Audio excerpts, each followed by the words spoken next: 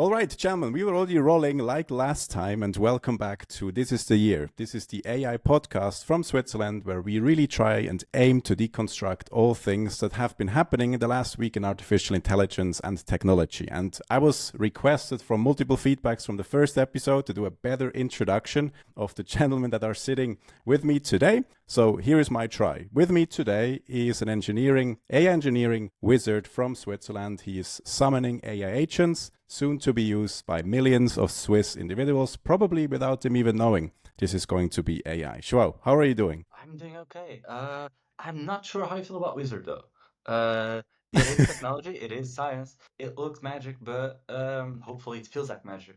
But I promise all those millions of people are gonna be using it without knowing that it's a very safe system, hard coded, not vibe coded. Uh, Hard coded. No magic in the background yet. All right, uh, good. Then but yeah, with me today as well, secondly, an AI engineering magician. He is spellcasting Python code. He is testing all the systems to make really sure they're not going Terminator mode. Bene, how are you doing today? I'm doing great. Again, magician, different than wizard. It's different magic, but in I the had to end, do a slight adjustment, like it I can't like be the the same. adjustments. We're like it seems similar but different, and we tackle different things. I'm doing great. Today also a bit not of a magician, but as a fighter, broccoli. As you can Today see. you're broccoli. Yeah. Also, Bene, you forgot the ritual of the introduction usually. What's the word we usually ask or tell ourselves basically? This is the year. Yeah, Exactly. definitely. This is the year. Also, João, you forgot it. oh Both yeah, of this us is the forgot. year. But is this the year to buy a lot of lots of t-shirts saying broccoli? Like, what is the year for? I forget. Bene, what's the year for? Remind the audience, again, maybe if you're new to the show, why this show is really called This is the Year. We're talking about AI, but Bene, why is this the year? This is going to be this has already been the year that we are going to, a lot of products have been implemented. They are on the verge of being implemented and they're on production. And that's why you said millions of people will be using. Maybe some products millions of people are already using and they don't realize. So this is the year for AI, right? Like this is the year to have AI things? Yes. Because we had AI for like the last, I'd say 10 years, 15 years, not Gen AI. So why is this like right now you can have AI products building value for your business? Like, can you back up that statement? Can you say like, if I have a business, can I have something that actually makes value something for me? Or is it gonna be another expense that I have to put on the books? No, again, this is something that's very similar to several, like to any articles. You can have two different things similar to. I was discussing this with Cyril before. I was thinking about buying a smart ring, the Aura ring. The Aura ring has already several iterations. The software and everything is already very good. The Samsung doesn't have any subscription. I'm taking preference for that one, but it's the first iteration. I'm not really sure. In a similar analogy on AI, there has been several iterations. Gen AI at first had many errors. It was very verbose. It wasn't that accurate, and we were still learning. Right now, this year, we already have it's already matured. We already have several iterations of this magic going behind the scenes, and it's nowadays it's quick to implement, a bit longer to test, but when we implement, it saves a lot of work from people. It releases the pressure and redundant tasks that can be automated. You're saying like it's quick to build, a bit longer to test, and I'll just add it's even longer to roll to production because people are not trusting these softwares, like especially when they're building a house, because there are not a lot of people that know how to build this, and so it's gonna be a really cool thing to see how businesses incorporate this. Because I imagine Cyril, you have your own business, right? You set up like your own bakery or something, and maybe you're waiting for this AI to be fully mature, like Ben is waiting for the ring to be fully mature. But eventually, when it's fully mature and you're already trusting it, then everybody else is. And so you're not gonna get any advantage and any competitive advantage out of it. It's like you're going to use Word, but everyone else is already using Microsoft Word. So I think this is the year, not because already things are mature, but because you're right on that edge that if you take the first step, you're going to be ahead of everyone else, but it still can be a really good first step. So you can actually start building things that make value instead of just like building really cool box, like the little demos that do a lot of things, but you can never roll to production. This is the year you can actually build those things to production. I think that's Man, a really perfect introduction. It's a yeah, super elaborate one, but thank you. Exactly. So I think also this is the year Notion probably changes every single week. We do believe this is the year in 2025 that you can build production grade, banking grade, basically software in Switzerland to be accessed by multiple millions probably of private individuals or business professionals to be augmenting their work. So let's get into the content today. We have a multitude of topics again prepared for you guys. Also, we listen to your feedback. If you have any basically suggestion for future topics, feel free to drop a comment. And really the first one that I would like to get into is there are all these tools out there, like the notable ones are ChatGPT, but there are many, many others. And I would just be curious, maybe for the audience, also to deconstruct from your perspective. I mean, you're both AI engineers. What AI tools are you using on a day-to-day basis? And maybe quickly for the audience also, just to explain the reasoning and the purpose behind them. Maybe, Ben, I'm looking at you first. What AI tools are you using on a day-to-day? I think this was kind of discussed the last podcast. Mainly on the daily basis, I use Claude for 3.7 for coding because so far this has been the best one. For bigger other, like to generate some tests and to have bigger context, I would use Gemini, and for more reasoning tasks with some research. And this is really accurate nowadays. It has been the GPT. It was the 303. That's the one that's on the website available for everyone. It's O3 Mini, unless you Yeah, have yeah. the Pro subscription. Are you paying for any of those, Benny? I Or was are you I was paying I was paying for the O1. I was also paying for the cloud subscription, but at some point I changed and I managed to get access to those premium subscriptions for free, based on the a plan that I am subscribed. And besides those, I actually used one really good tool to generate profile pictures for work. I think for that, Cyril can make a better introduction. Well, thanks for plotting the service, Ben. I didn't plan to do that, but yes, I mean it's called Formal Frame. We launched them like two some years ago, and it was in 20 minutes, and I know, and also in some other newspapers in Switzerland. And yeah, the notion is really you can upload selfies and you get a professional headshot. This was the original use case, but now we expanded into other use cases as well. But again, I didn't plan to plot that here. Thank you, Ben. Maybe Joao, from your perspective, is there any other tool that Bene hasn't mentioned that you're using on a day-to-day? Could be beyond your coding work, maybe for research or just for entertainment, maybe? Yeah, I mean, sometimes I have a lot of questions. It could be like, I want to have a recipe. I've been trying to buy a house for quite some time, and the process for it is so many steps. And it's the kind of knowledge you can spend hours to research and to know and to learn these things, and you'll never use it again. At least for like the next 5-10 years, because that's usually how often you buy a house, right? And so I was going to ChatGPT. Like usually you can enable like the research mode for it to go to on the web and like get you things specific to Portugal. That's where I'm buying the house in. But it can also when I have this more complex questions, like I want to try to decide between what kind of floors I should get. I've been trying to decide on like this interest rates, right? Like this very finance bro kind of thing. And so I set up like the reasoning so it can actually think about these things and like give me a proper argument for whatever is its opinion. Because ChatGPT has this, let's say, very neutral vibe. It'll never tell you should go for A or B. It just gives you, I'd say, arguments in terms for both. But you can specifically ask it, hey, don't be afraid, give me an actual opinion. Like, reason about them and give me an actual opinion. And so it gave me one. It also helped me buy a gift for my girlfriend very recently. And so I've been taking it into consideration. Does she know?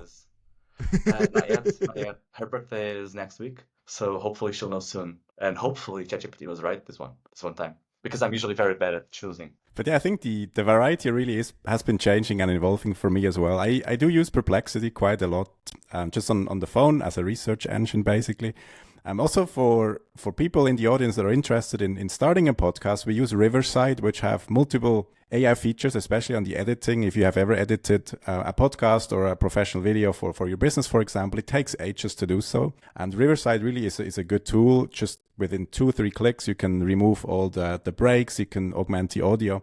And they also use an AI tooling for that. Gamma AI, I think, is a good one, guys, especially if you're building slides. So you can just insert some sort of text and it gives you a slide in a pretty solid design. Have you guys used like more like agents, like for example, Lovable or Vercel v0? Anybody of you probably used that? Maybe Bene? I did some research, but backtracking a bit, I'm curious. Is the Gamma AI good? Because I remember in the beginning with Copilot, they said there was a lot of advertising. Copilot does everything, and there was some companies investing a lot, and then there was backtrack because they were expecting it to do magic. It was 1 or 2 years ago, and they were signed big contracts, and they started to cancel those contracts because they're expecting the slides to be really good. So I'm curious, since you mentioned it, can you provide some comments on the quality? Maybe let's say the benchmark is a McKinsey consultant that's doing really, really good slides. I don't believe it's there yet. However, it certainly saves you time, like especially if you haven't set up the particular, let's say, design whatsoever of your slide deck. It certainly helps on that notion. Also, just to get maybe a first iterative prototype that you have to then build further from there. But I don't think you can insert text today and it gives you an end-to-end strategy consulting level slide deck yet. But it's probably getting there. I do get your point for sure, Ben. Right, Cyril?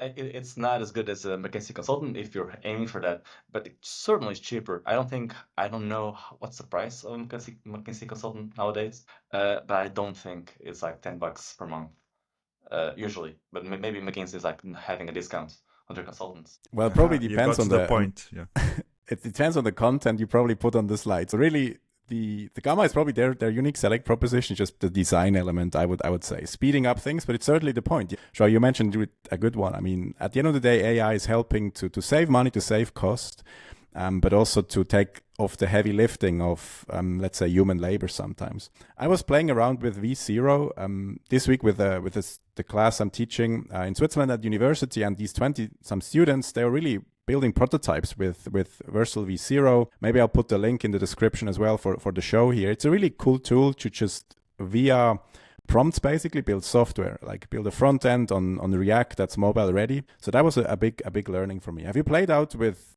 Lovable, for example, or that's not something that, because I recently read many of the Google engineers are using Lovable. I even saw it very initially from a Google engineer's post on LinkedIn. But have you two worked with Lovable, for example? To be completely honest, I just did some research on it, and sometimes, and that's why I think it's a good thing for us to be talking and sharing these technologies. Sometimes even people like us can be behind on some aspects of or some products because there's so many out there. There's so many things happening right now. Again, because this is the year, and more this is the year. There's so many things launching and improving that's hard to trace. And I haven't personally used, but we are sharing it. And I think you can, João, tell me. I am personally against it. I'm in favor of it. The thing is, I do look young, like a professionally 14-year-old, but I've been in tech for quite a while now, and I am those kind of guys that used to code in Vim, than Emacs, and so having like a whole software to change IE is you need to promise me the world and back. You need to actually deliver, and so for me to use usually Visual Code Studio, it's lightweight enough that I can call it this tidy. I use Copilot, I use like AI tools on top of VS Studio, but to use a total platform just for the prompting, just for the AI tooling, man, it'd have to be like it has to integrate so good with whatever IDE I've been already using. I'm not sure if I'm gonna change anytime soon the IDEs. And also, I use Copilot, which is basically Lovable, but just step by step, right? It's still using the LLM, it's still using the same AI behind it. It's just the UI that's different. It's just the buttons look slightly different. It doesn't do as much in a single go. But I don't think I wanted to do a whole page on its own. Right now, I prefer it to be step by step. Like I wanted to build a button, I want to look at the code it generates for that button and see that I agree or not. Because every single time, or at least 95% of the times that I ask it to build something bigger, it delivers, it builds something bigger, but I fundamentally disagree with the way it built. But maybe I'm just a very opinionated, maybe I'm biased against these AIs that I use on a day-to-day basis. I don't know. But Uh, I think you make an interesting point there. I think I share a bit of the same, and I think most of the issue that we kind of have with these tools that we can pass through with coding is the integration, and I think the integration with other aspects and other platforms and going on deeper layers, it's hard to do on those tools because those are very good for higher level and for making the, let's say, the schema, the structure, but then we need to go deeper and deeper to make it properly for production, and I think that's why we're more against it. I think right now, if you want to build a website, you can, and you should. It's way cheaper than to build it with someone like me. And I don't even build websites anymore. Uh, so I don't even charge you that much, and it's still cheaper to use something like Lovable or V0 to build it. However, if you want to build a platform, like having a login, having users, having actual user data in them, you'll need someone like me in the future. You can build like the demo Lovable V0, and then you call us because right now, and this is a year, so it could change. Like maybe tomorrow, maybe next week, I'll be wrong, and I'll come back here on episode 3 and like rephrase everything and say sorry. But right now, I think it's really good for demos, and don't build bigger systems with it just yet. Or at least have someone that's good at it to supervise it. I think Because otherwise, you're gonna end up with holes. to really summarize, I also believe exactly that. I think it augments non-technical people to be on the level of a junior developer maybe, and really to be, let's say, 10xing the speed of delivering a prototype, really a working prototype, but it feels like magic, to be honest. Like that's probably why it's called Lovable. Building a minimal lovable product, like in the AWS world, that really is working. Unless you have a very specific idea of how this product should be looking like, then it's getting into a problem, especially if you want to prompt it to just be changing particular domains, like the button color, but leaving the other button color in the previous color, for example. That's just a small change. And it really needs to rewrite the entire code. It takes 10 minutes or 5 minutes sometimes to compile. And it gets really messy when the code base is getting larger. That's something I noticed. At the beginning, it's super easy. Like first iteration, I've built the React front end of our website on V0 with 300 prompts. And the first, let's say 200 were very fast. So you can please change that, do that, add this picture here, add this script there, add this animation there. And once it reaches 200, it gets a bit problematic because it's really slowing down. Of course, in the backend, all the reasoning has to be recomputed each and every single time probably, and then it starts to hallucinate on items I really didn't want to do. Like one example, especially if you have a Swiss business, for example, again, if it's getting more complicated, I do believe there is like some sort of function that it changes after 200-300 100 prompts, so it gets less efficient and just more problematic also from a security standpoint.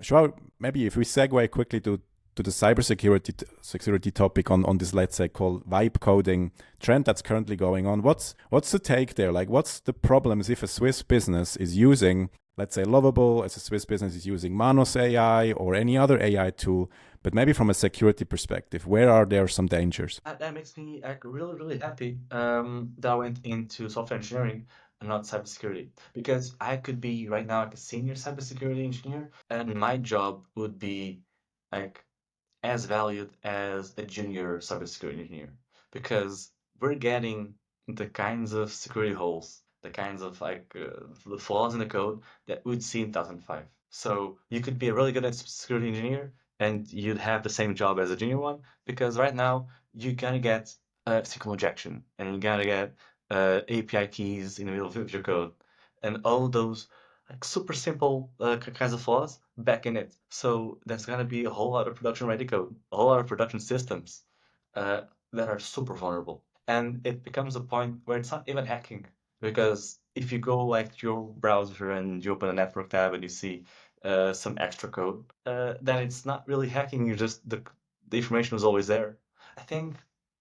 I mean, I don't want to say the wrong thing. I might have the U.S. systems, like the U.S. Defense Department, on my doorstep tomorrow.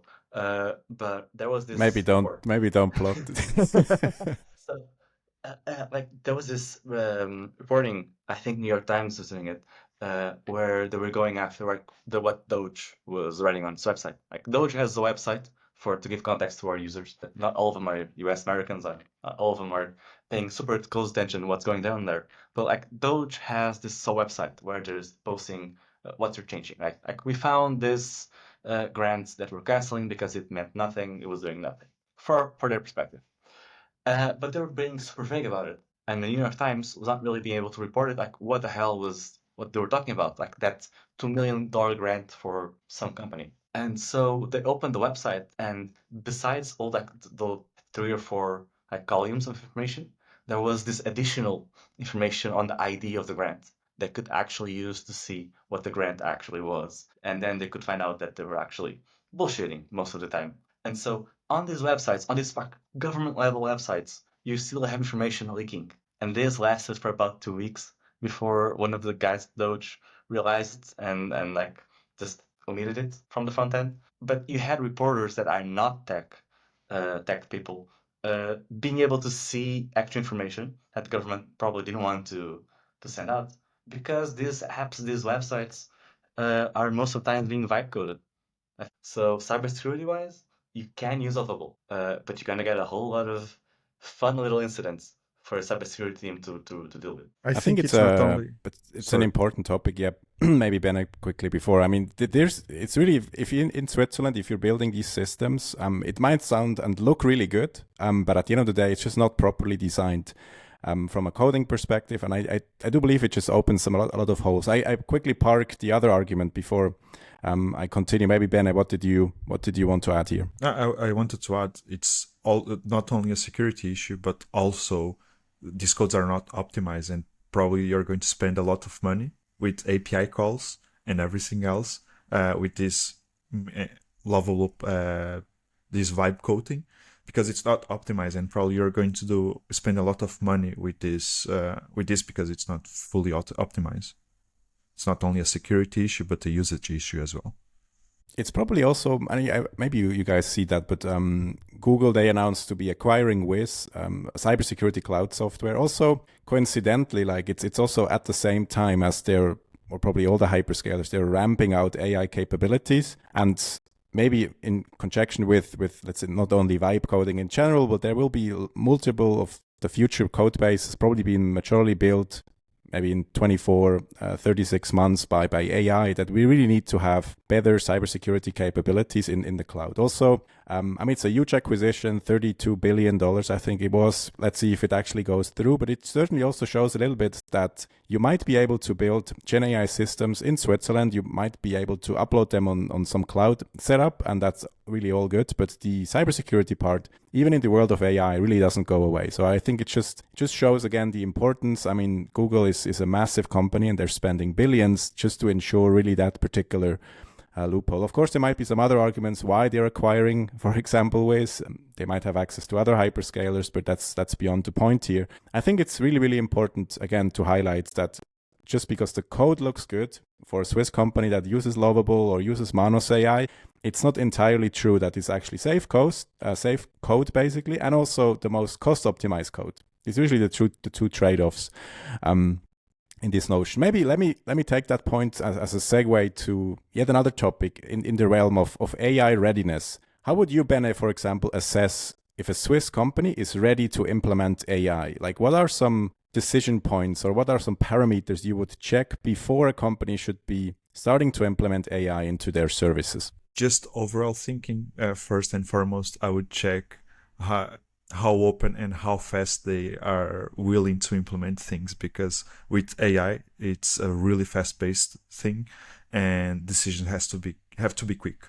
They have to be quick, fast, to implement and to decide. I think this is a huge factor that comes into it. So if they're willing to make quick decisions, and again, something that we discussed before, what they want to achieve and how their data is set. What exactly do you mean by how the data is? It like what does a business needs to ensure? I mean, might be sounding really good. Maybe they have 40, 50 AI cases ready on some spreadsheet, but how do they choose which AI case to go with in terms of data? Like what needs to be present there maybe? I say about regarding data because a lot of use cases go around RAG, and RAG requires the data to be set and organized somehow, or to be centralized, and we kind of need that to access and to build a proper RAG, and not requiring much time to build, so to be a faster to implement solution. Otherwise, we're going to invest a lot of time trying to pick all the data, merge all the data, trying to understand the data. So if they have that already structured and more or less centralized, that would be a really quick way to build a huge use case regarding that. Of course, there's a lot of other use cases that you can build with GenAI, but I think the one that saves a lot of time is accessing the knowledge base of the company in the quicker, faster sounding way to optimize the work for everyone. And if you maybe, before we go to you, Joao, quickly, if you're a Swiss company and you don't really know how ready your data is, like how do you assess that, Ben? Is it like something that you as an AI engineer, you immediately know, or is there maybe some benchmarks that once condition A, B, and C is present, that an AI case makes sense? Or because you mentioned quickly central data access, for example, are there many other notions there? Man, I've built like at least a dozen of these test cases, like in different companies. And because I built them, I know if I'm gonna start, I know what I need, right? And I need data to be somewhere. And as a company, you probably have your data on some conference page, could be on SharePoint, could be on some SAP system, which is my personal least favorite of all systems. There's also a lot of different calls, a lot of different ways that you could store data. So the first thing I'll do is if you have that spreadsheet with a lot of use cases, right? On Excel or some other slide, there's layers to it. So like people do a lot of this in podcasts and like on memes, the tiers. So I would say there's at least 3 tiers of use cases. There's the internal project for a small team. So say you have like a department with 12 people or 15 people, and you want to like, build a tool to help them. Maybe instead of 15, now you can have like 5 people. Or maybe you want to those 15 people are now really productive. So if it's internal tool for a small team, that's the easiest layer. That's probably the first project you want to tackle. If you have an internal project for a lot of people, I'd say that's the second layer because more people using it, there's like production level systems like you need to scale. You need to watch out for how different people are going to use it. Because if different departments are using it, they might use it differently. So you have to cover all the use cases. It becomes a bigger project. And the ultimate, like in this case, bigger project you can do with the last tier, S tier project right now is something customer facing. Because then you have to worry about everyone else. Like if it's on the web, it's on the web for everyone, and people are gonna try to break it for fun. Maybe you have your competitor that wants to take down your system. There's different ways of attracting attention online, but they're gonna try to break down your system. And so you need to build it safe, and you still need to build it working because it only takes half a dozen people messing with it and like coming up with funny outputs that they'll post it online, and your company's PR is gonna go down the drain. And I do so have a it takes question, a lot João. of higher stakes. Do you Go ahead, think Benner. I have my personal opinion on this, but I want to hear. Do you think we are already on the stage that we are ready for those S tier projects? And I am. I don't know about you. I think it really depends on the company. I think it depends on the company because there is solutions like to protect yourself against malicious users, to protect yourself against people trying to DDoS your system. and to have something that actually works, not for 100 people, but for 1,000 or for 5,000 or for millions. ChatGPT is out there. It's a public-facing thing. But the thing is, it's built by OpenAI and a bunch of PhDs and like one of the best engineers in the world. And so you probably don't want to spend $500,000 in each one of your engineers to build a team to make your product.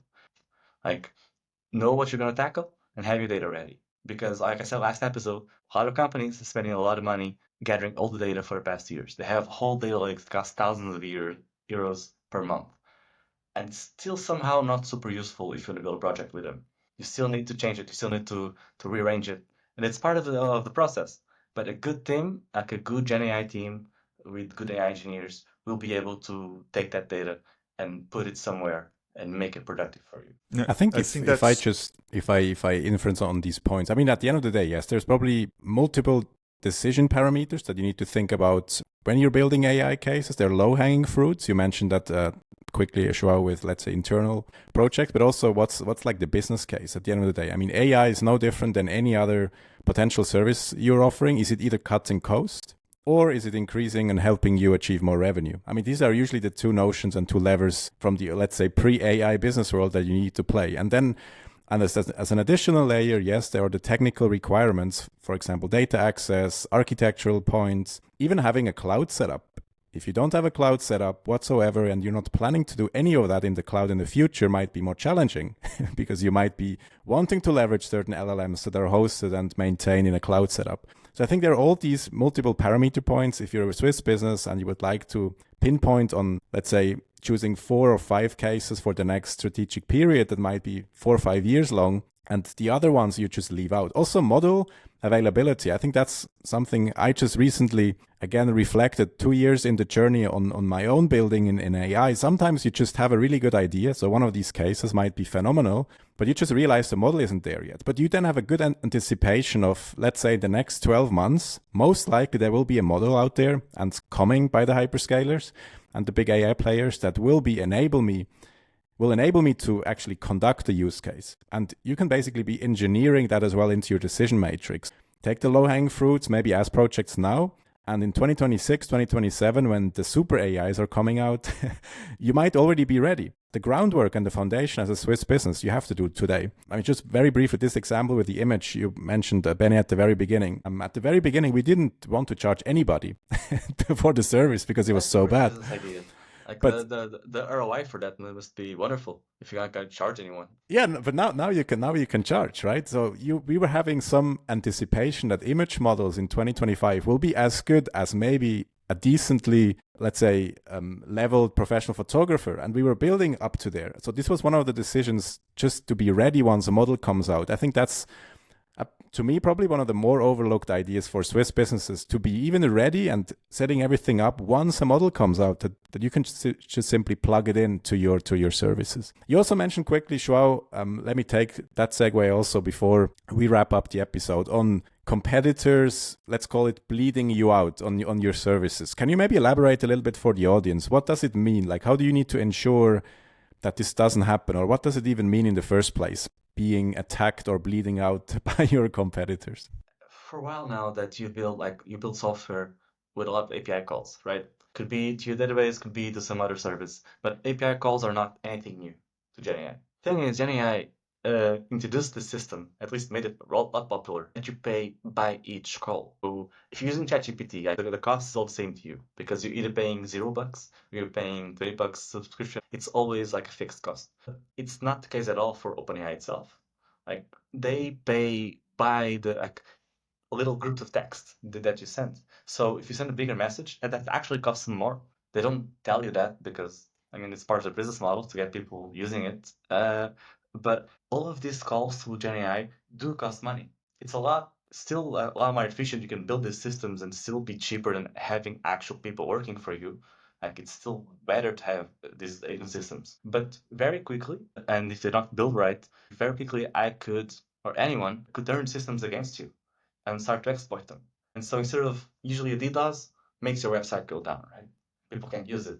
And that sucks. The website's down, but that's not the end of the world. But in GenAI, if people DDoS you and don't protect against it, then you have a bill for AWS or whatever hyperscaler you're using for 5,000, 10,000, maybe $500,000 by the end of the month.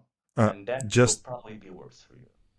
just Go a ahead, quick Ben. thing here. There was actually a good example, and to sum up quickly is to scale up, to proper scale up the service to handle those things and to try to predict most of the scenarios. And that's why you have us AI engineers to do most of that heavy lifting, because it happened with the OpenAI. They have two subscriptions, the Plus one and the Pro one. Initially, when they released the €200 subscription, they were like, okay, this would be good for us to at least try to balance out the bills. But still, even after some usage, they didn't expect the users to be using it so much.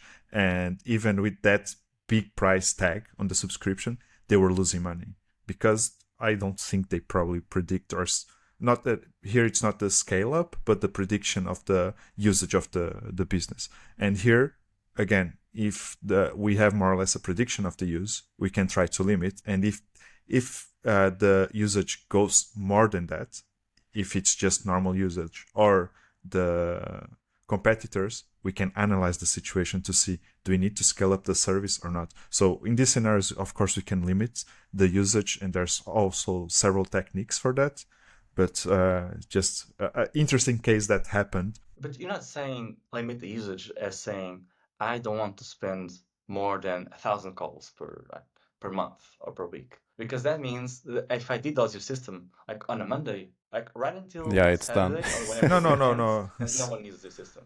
Here's basically, you have alarming systems for that. So you analyze. So these, of course, you have the testing phase, and you more or less have a prediction, but also you have in place metrics and reporting systems to see the usage. And if the usage is quite high, you can do something about it.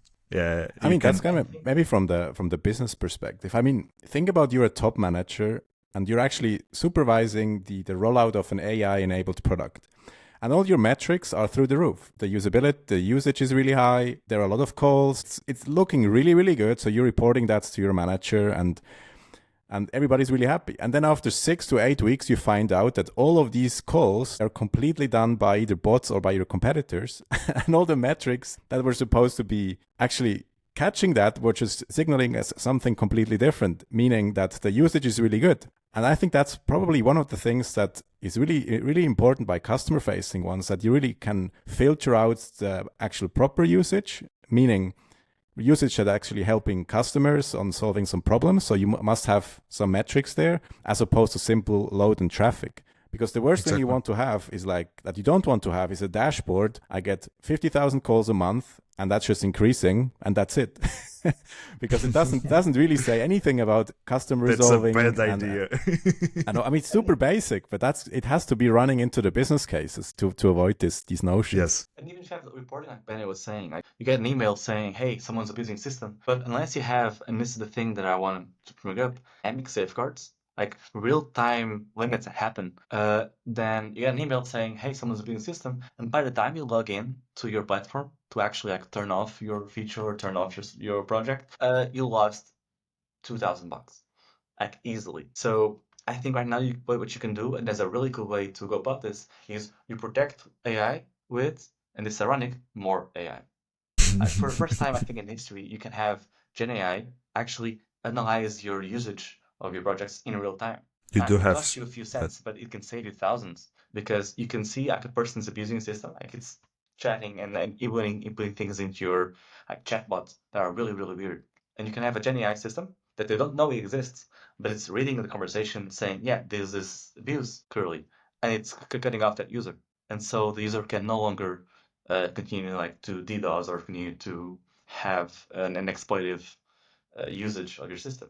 How good does this supervising model, how good does it have to be? Like, do you have to go with a super expensive one, like the latest cutting edge, let's say Sonnet 3.7 or any other super cutting edge one, or can you take a cheaper one that's keeping to analyze all the traffic? It depends on your use case. I think you can go for a medium model. If you go to a too cheap one, you might get like a lot of false positives, or people might find a way around your system. It's like if you have a system like maybe a 3.5, the Sonnet 3.5. I think it's good enough that it's hard to fool. And if your competitors want to somehow exploit your system, you're gonna have to spend a whole lot more money, a whole lot more time trying to figure out a way around it. Maybe I would say mid-level LLM, to analyze your system in real time. And this is what we call like dynamic safeguards, dynamic guardrails for your system that implements with your system so it becomes safe. How much of the, let's say, intent detection, meaning the first message, it has to be some sort of routed to some direction. Like how much can you engineer that it's not costing the Swiss company, for example, that's building AI, lots of Swiss francs just to understand what the user wants? I mean, that's also the other notion. If you're having, I don't know, the most expensive LLM at the very beginning of each and every conversation, it always starts with the most expensive token.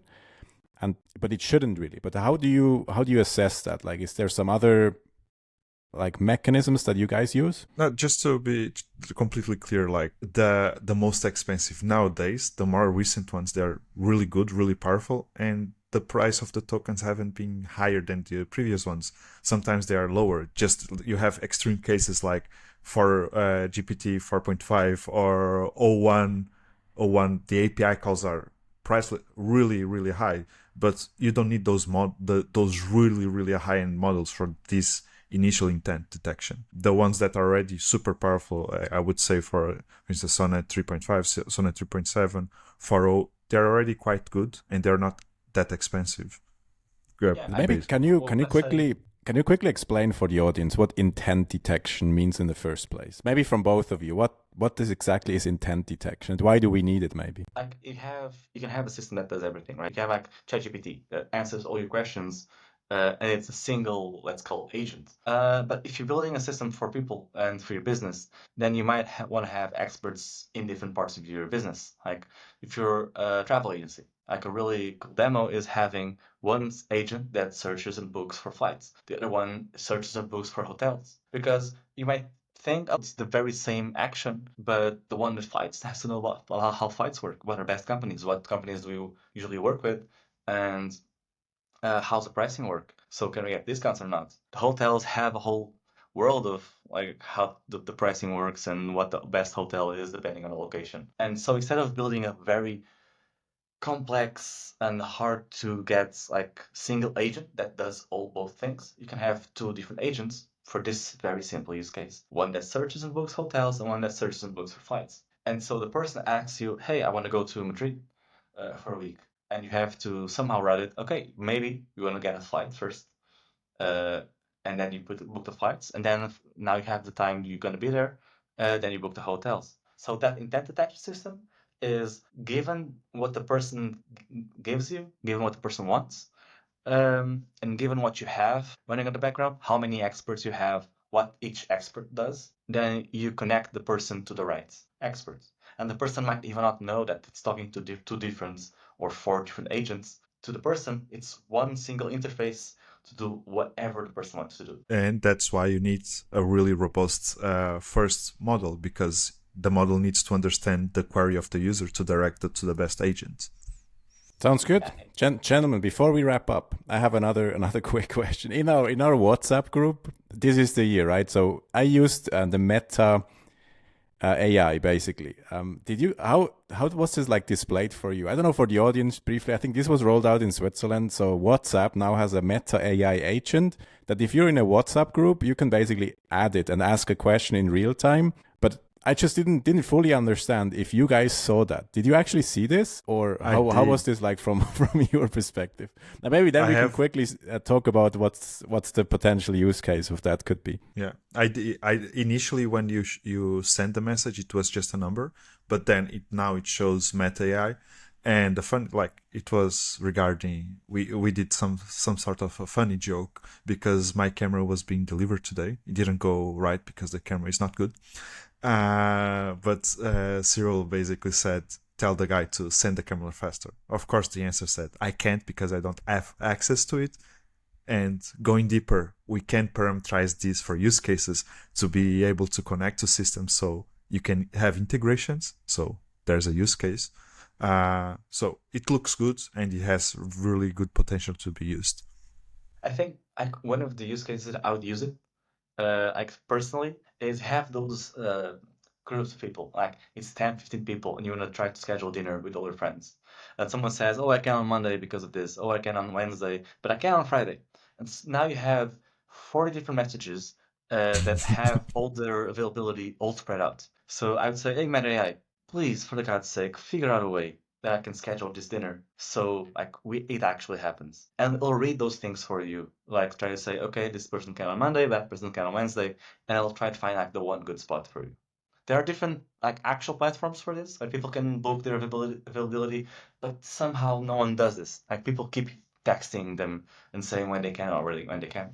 And so if you could figure out a way to get Meta AI to give you a date that works for everyone, then I think that's the biggest use case for most WhatsApp groups. I think so as well. I mean, I don't know how many millions of WhatsApp groups exist in Switzerland, Europe. I think it's tremendous. Like, I think there are millions of WhatsApp groups that now will be enhanced by this feature. I mean, I used it, for example, in another group because we were planning a trip in summer basically, and we needed to find out a common date. We needed to find out accommodation. We needed to find out common flights because the friends I'm traveling with, they're coming from different countries. Like all these layers of complexities. And even the last few years, we were joking around, hey, we need to some sort of centralize these points, and we need to have a call or something. And if you can just simply say, hey, at Meta AI, please find out a date, find out common flights that we arrive on the same, let's say, plus minus 2 hours arrival time, give us 5 suggestions on the hotel, and the Meta AI API just goes everywhere. Like, for example, Airbnb might go to some flight crawlers and stuff like that, and it just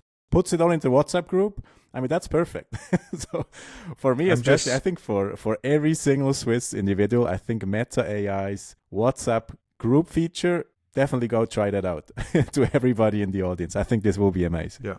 I'm just a small thing. I'm curious. Here, it's probably using Llama 3.3, or do you think 3.2, I think. 3.2? Yeah. Or 3.3. Because I don't know. The latest is 3.3, but they already said that they're going to release within the next month or so the next Llama iteration. And they said the next Llama iteration would be integrated with everything from Meta. And a really good thing from Meta. I dislike some Meta products on some other areas, to be completely honest. But for AI, they have been pushing this amazingly with the open source Llama models. I think that makes a really strong use case for businesses, is the companies building these LLMs are putting a whole lot of effort, a whole lot of money into integrating these LLMs and this Gen AI into every single feature they have. So they know how much it costs to run. They know all these dangers of people using it and abusing it, but they still know, because they're the experts on it, right? They're building it from scratch. They know how useful it is. They know what the value it adds. So if you're a business and you look like these mega companies have whole entire departments of PhDs building these things, and they still want to use this, like not just building it to sell it, but building it to actually use it. So why not? Why shouldn't you use it yourself for your business, whatever it is? I think it's definitely, it's a perfect idea. Maybe also the perfect word to wrap up this episode. I mean, each and every week, there's new things really coming out, and that's why I think it's excited to be in AI. Gentlemen, thanks for joining for this episode. I forgot which one is the wizard and the AI magician, but to both of you, it was a pleasure. Magician and the wizard is Joao. The next time I'm again hoping to opt out and improve my introduction, but it's a pleasure to talking to you again. And to the audience, we do this every single week. We aim to release on the weekend, preferably Friday. So each and every week we give some insights and updates coming from AI engineers building AI products soon to be used by millions of Swiss individuals. And yeah, with that said, Joao, Bene, see you next time. Take care. See you next See you.